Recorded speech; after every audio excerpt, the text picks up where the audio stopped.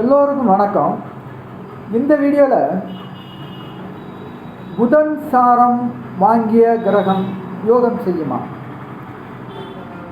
இப்போ இந்த இடத்துல நான் இன்னொரு விஷயங்களையும் உங்களுக்கு சொல்லிக்கிறதுக்காண்டி தான் இந்த வீடியோ போடுறேன். பொதுவாக சனி திசை யோகம் பண்ணணும்னா கண்டிப்பாக சுபகிரக சேர்க்கை இல்லைன்னா சுபகிரக பார்வை இருக்கணும், இல்லை சுபர் வீட்டையாவது இருக்கணும்.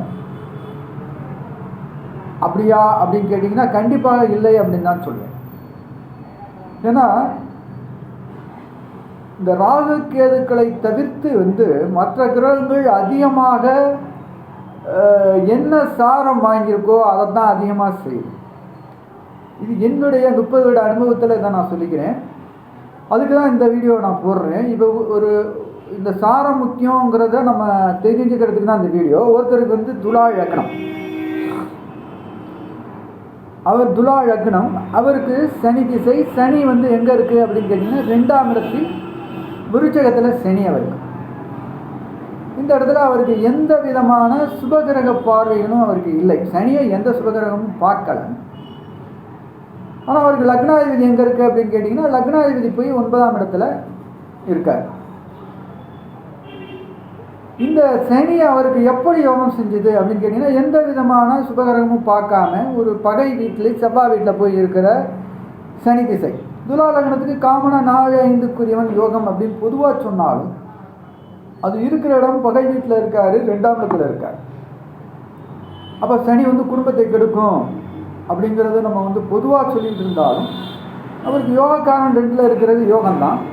இருந்தாலும் அவர் அந்த சனி திசை மிகப்பெரிய கோடீஸ்வரனாகினதுக்கு முக்கிய காரணம் என்ன அப்படின்னு கேட்டிங்கன்னா அந்த சனி எங்கே இருந்தாருன்னா அந்த விருச்சகத்தில் ஆயில்ய நட்சத்திர காலில் இருந்து அந்த 9க்குரிய புதன் அவருக்கு 10ல் இருப்பார்.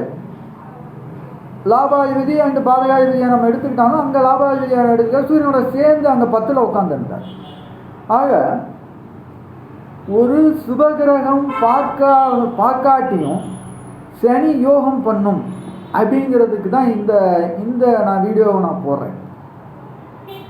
ஏன்னா இதை நிறைய பேர் கேட்குறீங்க, எனக்கு சனியை எந்த சுபகிரகமும் பார்க்கல, அடுத்து வர்றது எனக்கு சனி திசை வரப்போகுது, யோகம் பண்ணுமா அப்படின்னு நிறைய பேர் கேட்குறீங்க.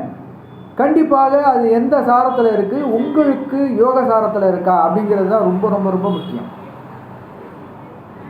ஏன்னா இது நான் நிறையா அமைப்புகளில் பார்த்துருக்கேன். சனி பகை வீட்டில் இருந்ததுன்னா கெடுக்கும் அப்படின்னு ஒரு சிலவங்க கெடுக்குமான்லாம் கேட்குறீங்க.